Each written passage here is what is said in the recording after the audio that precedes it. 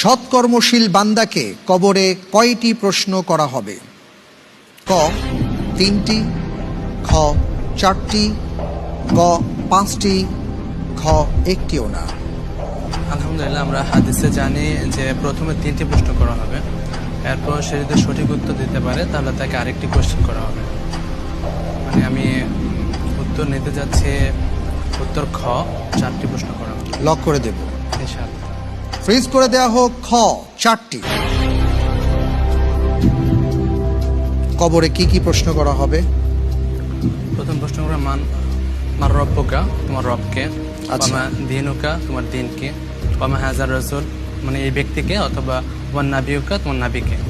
আচ্ছা, 3টি প্রশ্ন করা হবে। এই 3টি প্রশ্নের উত্তর যিনি সঠিক দিতে পারবেন তারপরেও তাকে আরো প্রশ্ন করা হবে বলছেন? পারবেন, তাকে প্রশ্ন করা হবে তুমি কোথা থেকে তা জানতে পেরেছো।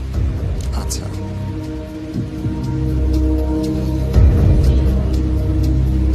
আপনি যে উত্তরটি দিয়েছেন আপনার উত্তরটি সঠিক হয়েছে।